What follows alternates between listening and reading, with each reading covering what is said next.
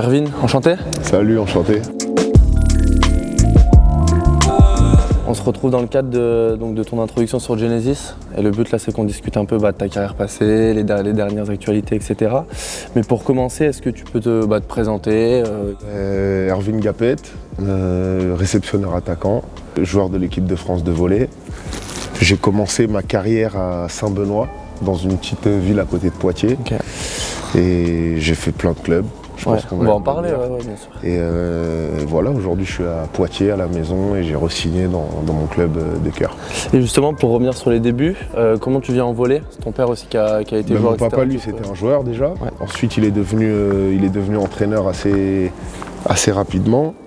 Et moi, je l'ai suivi, en fait, je traînais dans les salles avec lui. Plutôt footballeur à la base. T'as fait les deux en club du coup J'ai fait les deux en club.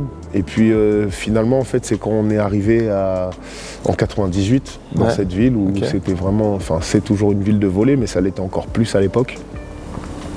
Et voilà, je me suis mis au volley assez naturellement. Tu vois. Et après, t'as vite arrêté le foot du coup? J'ai continué un peu, mais faire les deux, c'était meilleur au volley peut-être, ça devenait compliqué. Et surtout, en fait, au volley, il y a moins de concurrence que le foot. Okay. Moi, ce qui m'a fait vraiment mettre mes deux pieds dedans, c'est que rapidement, je suis rentré en équipe de France. Okay, Donc équipe de France junior au début? Ouais, cadet. Et on a commencé à faire les tournois internationaux et tout, voyager et tout. Et c'est ça qui m'a fait mettre le foot de côté assez naturellement. Et après justement l'équipe de France junior, etc. Donc toi tu as débuté en pro à Tours, c'est ça? Raconte un peu tes débuts, les premières titularisations. En fait ce qui se passe c'est que j'étais dans cette ville de Poitiers, mais mon papa était entraîneur et le club de Tours l'appelle pour devenir entraîneur du club de Tours. Merci papa du coup pour le contrat pro. Et du coup Tours à l'époque c'était la machine de guerre en France. Et moi, c'était une opportunité incroyable à 17 ans de signer mon contrat aspirant, du coup, c'était pas professionnel. Donc je l'ai suivi en fait. J'ai suivi mon papa à 17 ans. La première année, j'étais encore en cours. Donc c'est pour ça que j'avais aussi un contrat aspirant, c'est que je faisais les deux, tu vois. Et en fin de saison, je commençais T'as le bac du coup ou pas? Non, je l'ai pas eu. Je l'ai pas eu parce que j'avais redoublé quelques années avant. Du coup, je passe mon bac à l'année où je signe mon contrat pro. Et c'était compliqué, volley, tu vois, à un moment donné, c'était ça, c'était focus volley, je ratais des cours et tout. Donc le bac, c'était trop compliqué de l'avoir, il y avait la Ligue des Champions cette année-là aussi. Donc ça me faisait rater presque des semaines entières de cours, tu vois. Et puis après, je vais pas te mentir, moi ça m'allait bien de pas aller au volley. C'est ça. Et du coup, donc, tu fais quoi? Tu fais 3 ans à Tours? Je fais 3 ans. Ça gagne des titres? On gagne des coupes de France, on gagne 3 coupes de France, un championnat de France. On fait des bons parcours en Ligue des Champions. Et c'est ce qui me permet après justement, il y a l'Italie. De partir en Italie après cette 3e année. Et du coup, donc, tu pars quand même assez jeune. En Italie, tu as 20 ans à peu près, c'est ça? 19, et changement de culture, comment ça se passe? Moi, j'ai eu pas mal de chance parce que je pars à Cuneo. C'est vraiment la frontière, tu vois, à côté de Cannes et tout. Moi, je suis à Saint-Raphaël. Pas mal. Donc, j'étais pas dépaysé non plus. J'ai signé dans une grosse équipe italienne où il n'y avait que des joueurs incroyables. Et du coup, là-bas, tu arrives avec un statut, plus le même statut de la France quand même, non? J'arrive, parce qu'en France, quand je pars, j'ai fait meilleur joueur du championnat, 19 ans, tout ça, tu vois. Mais quand j'arrive en Italie, je suis le petit jeune. T'es personne, entre guillemets là-bas. Exactement, surtout dans l'équipe dans laquelle j'arrive, il n'y a que des restas. Donc je suis personne, mais il y a un joueur français dans l'équipe qui est en équipe de France avec moi, parce que moi j'ai intégré l'équipe de France en 2010, à 18 ans, 19 ans. Donc c'est même ce joueur qui parle de moi au club, tu vois, et c'est comme ça qu'en fait je vais à Cuneo. Donc je suis pas dépaysé, et puis les anciens ils prennent soin de moi, et ils sentent, je pense qu'il y a aussi un potentiel. Tu vois, donc ils font attention. Ils voient un intérêt pour l'équipe aussi, ils font attention à moi, et non, ça se passe super bien. Ok, trop bien. Et donc du coup tu passes 3 ans dans ce même club? À Cuneo je fais 2 ans. 2 ans. À Cuneo je fais 2 ans. La deuxième année on fait finale de Ligue des Champions. Tu vois, c'est super positif. Et après, ce qui se passe, c'est qu'il y a un club russe, Kemerovo, qui fait une proposition groupée. Pour plusieurs joueurs du coup? À moi et mon papa.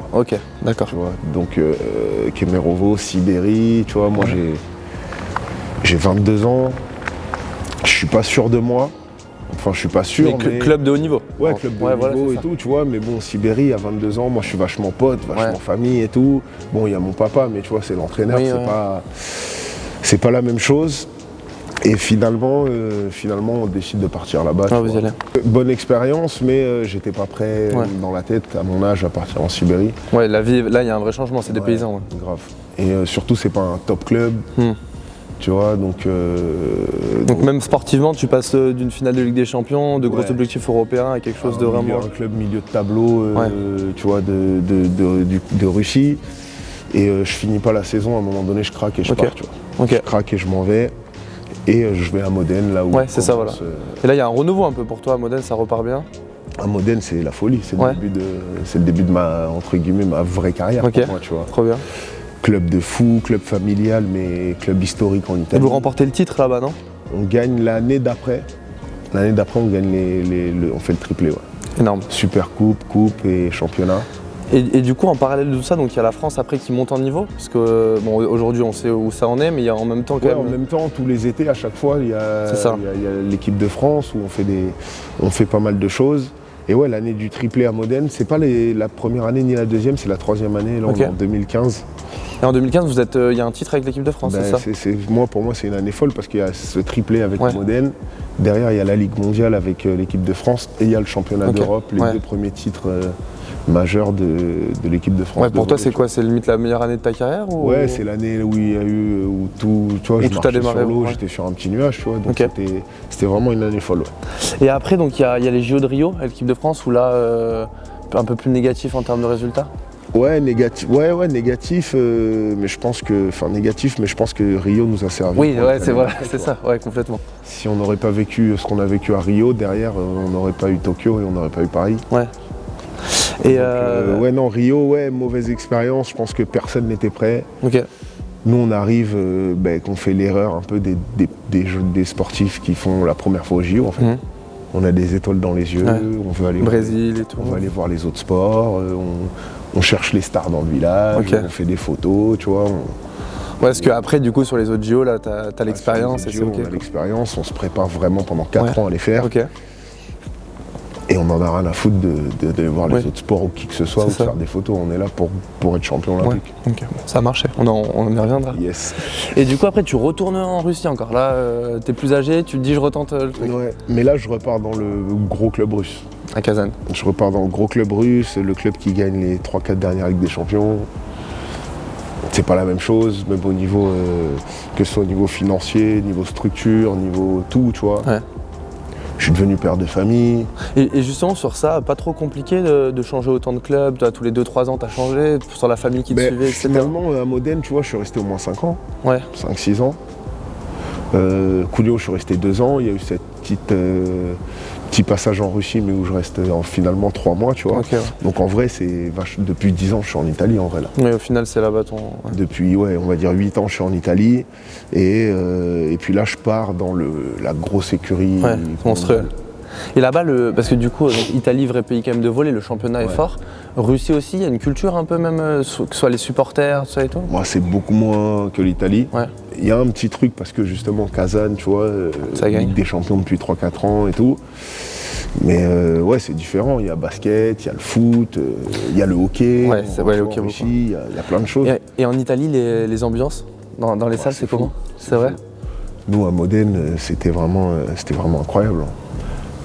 Que ce soit dans la salle, mais même dans la ville. Ouais, tu te fais reconnaître dans la rue, il y a une vraie hype autour des joueurs, quoi. Ok, trop bien. Et ensuite, on fait petit bond en avant donc, sur la première médaille d'or à Tokyo, mais des JO un peu particuliers du coup. Ouais, JO particuliers parce que c'est vide, c'est Covid.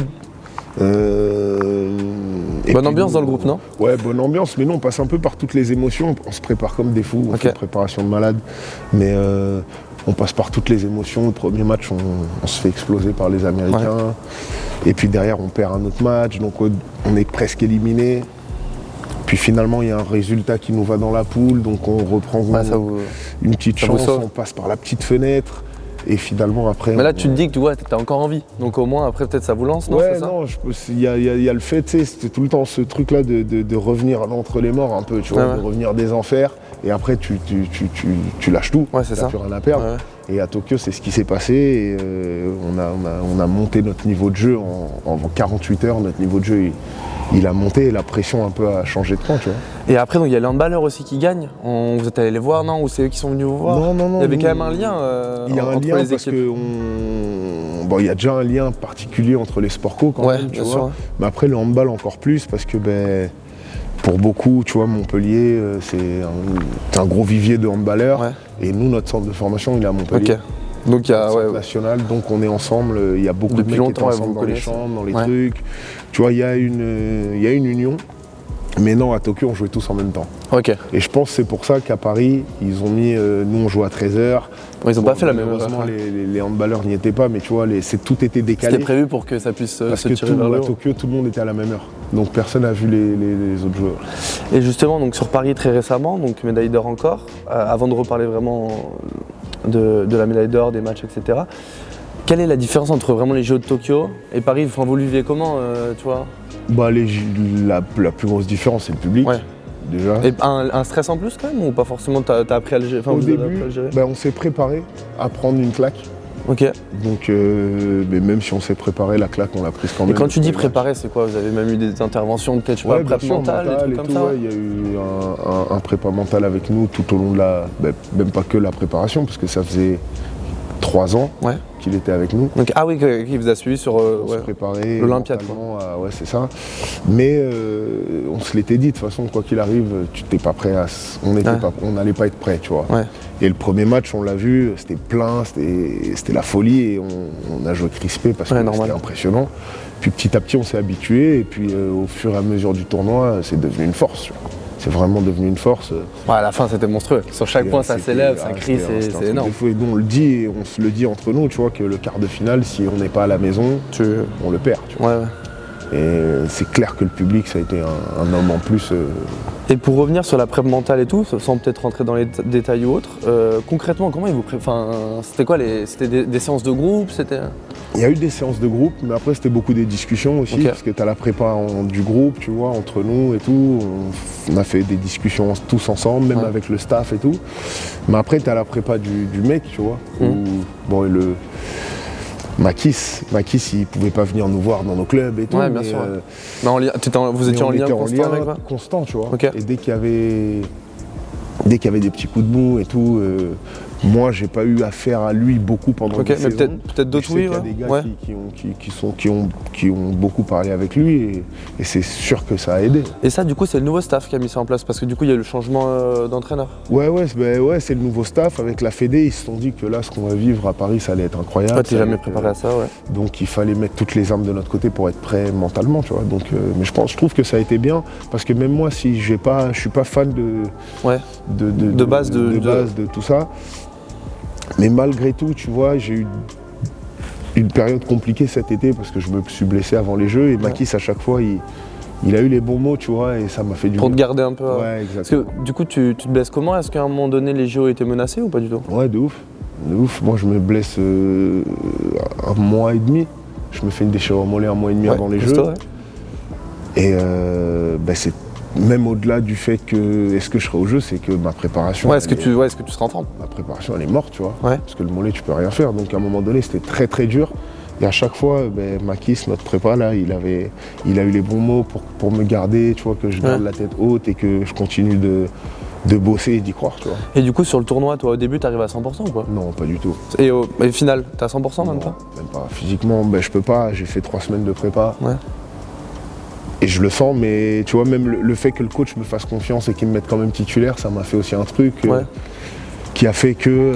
Qui a comblé un peu le manque de prépa, Ouais, et puis ça, même mentalement, tu vois, et j'ai dit bon, c'était ça aussi la peur, tu vois, c'était... parce qu'il aurait eu le droit et ça aurait été aussi compréhensible. Surtout qu'il y a un groupe quand même qui est dense. Exactement, on vient de gagner la Ligue des Nations sans que je joue. Ouais. Donc il aurait eu le droit de dire, bon Hervé, Donc toi, parce qu'au final, quand même, avec le statut que tu as au fur et à mesure des années, on pourrait se dire que tu es un peu indiscutable en titulaire et tout, mais tu as douté un peu de jouer quand même. Bah forcément, si tu es blessé, de toute façon, tu peux être titulaire, tout ce que tu veux. Si tu es blessé, tu es blessé. Si tu n'es pas en forme, tu n'es pas en forme, tu vois. Et à la fin de la prépa, tu vois, une semaine avant les Jeux, je sens que ça revient, mais je suis pas encore prêt. Ok. Bon, t'es monté un peu quand même en régime. Ouais, je suis monté en puissance. Il y a le groupe qui m'a aidé aussi. Ça m'a fait du bien aussi, ça, que je sente que les mecs, ils étaient contents. Ils avaient envie que tu reviennes sur le terrain en forme. Grave, ça fait. Senti, tu vois, ça fait du bien. Et puis après, il y a aussi l'atmosphère et le public qui a fait beaucoup de choses. Et du coup, bon, vous gagnez le titre et tout. Les jours après le titre, c'est quoi? Raconte un peu.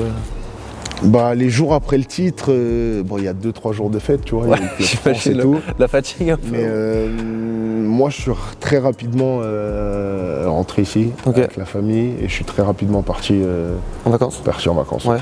Mais pendant 3 jours, 3-4 jours, on a fait la teuf. J'imagine. On a fêté ça avec le public au Club France, on a fêté ça entre nous, on a fêté ça avec les familles sur Paris. Ouais.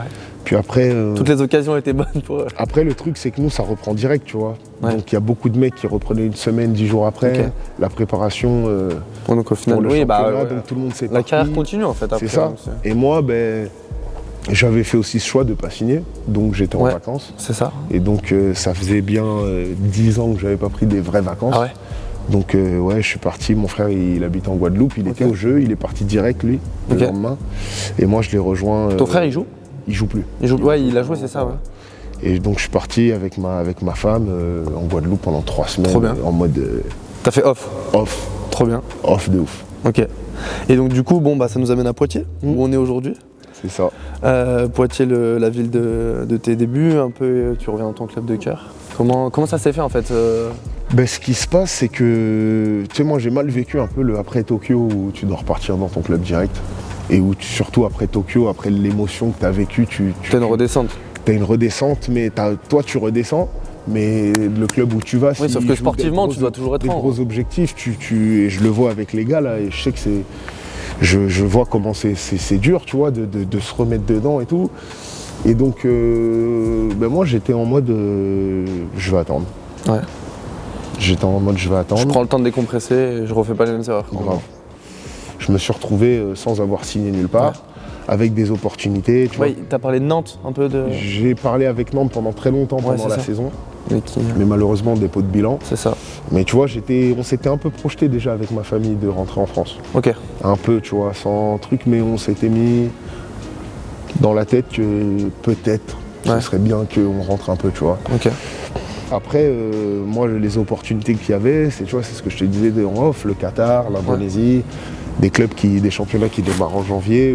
Donc tu avais quelques mois à combler en fait. J'avais des mois où, tu vois, et en fait, Cédric Hénard, qui est le manager général ici, c'est en 99, quand mon père est entraîneur champion de France, c'est un des joueurs. Ok. Pendant longtemps, il est un des entraîneurs adjoints de Laurent Tilly en équipe de France. Okay, Après, il est entraîneur à Berlin, mais c'est un enfant de Poitiers aussi. Et on parle énormément du club, tu vois, le club, c'est compliqué. Et on a envie de faire plein de choses. De le faire rayonner, de le remettre. On n'est pas là, on peut pas. Et il devient manager général cet été. Ok. Là, tu t'es dit, allez. Et moi, j'envoie un message là. Après, quand je rentre de Guadeloupe et tout, machin, j'envoie un message. Je lui dis, écoute, moi, ce qui est sûr, c'est que je suis là jusqu'en décembre. Ok. Qu'est-ce que t'en penses ? Et puis en fait, let's go, tu vois, ça s'est fait en une semaine. Donc là, c'est le kiff. Et voilà, et c'est top parce que après une deuxième médaille olympique, rentrer en France, ça fait rayonner le volley, ça fait rayonner le club, ça fait rayonner le Poitiers, le territoire, ça fait, tu vois, donc et moi je suis à la maison et je suis bien après 13 ans à l'étranger, donc c'est du positif pour tout le monde. Et justement le volley en France, tu dis de le faire rayonner, etc., de lui donner de la visibilité. Même si toi tu étais à l'étranger, comment tu l'as vu évoluer un peu le volley français ? Je trouve que le championnat évolue plutôt bien. Je parle sportivement dans le championnat ou même après pour les associations, les clubs, tu vois. Non, je trouve que le championnat il évolue plutôt bien parce qu'il y a des bons joueurs qui viennent dans le championnat de France, un championnat qui est vachement homogène. Mon regret, même si je trouve que depuis 2 ans, 3 ans, ça change un peu, mais mon regret c'est que je trouve qu'il n'y a pas assez de Français sur le terrain. Ils sont beaucoup en Italie ? Ben non, mais c'est qu'ils sont sur les bancs de touche, ils se jouent dans les centres de formation, tu vois, mais en Italie, il n'y a pas de protection en fait des joueurs français. En Italie, tu es obligé d'avoir 4 Italiens sur le terrain. Ok. Tu vois. Il n'y a pas de quota de... Il n'y a pas de quota. D'accord, ok. Ce qu'il y a dans les autres sports, au final, que ce soit foot, rugby, tu as des quotas de... Ben nous, il y a un quota, mais c'est un quota qui est c'est un quota mytho, quoi. C'est un quota sur la feuille de match, tu dois avoir un joueur du centre de formation. Donc au pire, tu mets les jeunes et voilà. Ou un truc comme ça, tu vois. Mais sur le terrain, en Russie, tu as le droit qu'à 2 étrangers sur le terrain. En Pologne, tu as le droit qu'à 3 étrangers. En Italie, donc au final, ils cultivent leurs joueurs. À un moment, tu es obligé de former tes joueurs. Des Italiens, de former tes joueurs et tout. Et moi, c'est un peu mon regret en France. Et voilà, mais après, il y a des bons joueurs en France. Le championnat français, c'est un championnat qui est super homogène. Les premières équipes ne rivalisent pas avec les plus grosses équipes de Pologne, d'Italie, de Turquie. Mais je pense qu'au milieu de tableau, en France, c'est plus fort. Ok, ouais, il y a plus c'est plus homogène. Ok, je vois, d'accord. Et on a bien parlé sportif. À côté de tout ça, tu es dans la musique aussi, tu rappes. Est-ce que le fait de revenir en France, est-ce que là tu as des projets? Est-ce que tu veux y consacrer un peu plus de temps? Je vais y consacrer plus de temps forcément parce que je suis là et que c'est plus simple. C'est plus simple en France pour toi Ah ouais, moi, de toute façon, ma musique, moi, je la fais en France, tu vois. Oui, donc même quand je suis à l'étranger, je reviens, je fais tout.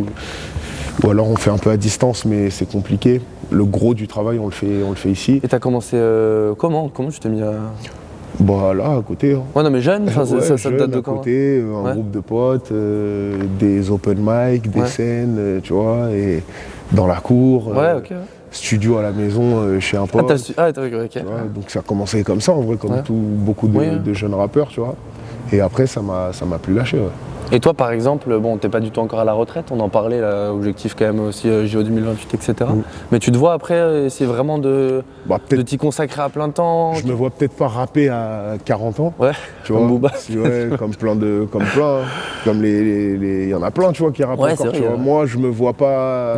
Mais par contre, dans la musique, dans la production, tu vois, aider des jeunes. Moi, j'ai déjà mon label, tu vois, donc il y a plein de choses que je vois autour des jeunes. Mais après, dans la musique, en tout cas, sûrement. Et justement, toi, tes inspirations un peu, en musique, rappeur et tout qui...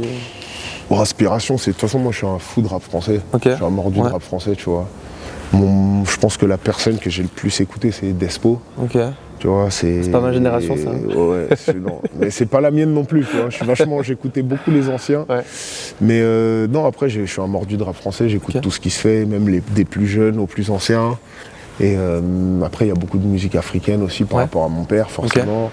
Un peu moins, mais un peu de variété, tu vois, mais un peu moins, mais beaucoup, africaine. Et bizarrement, je suis pas trop rap américain et tout. D'accord, ok.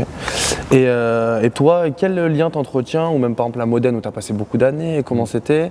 Et aujourd'hui, par rapport au volet français, tu vois, l'importance pour toi des fans?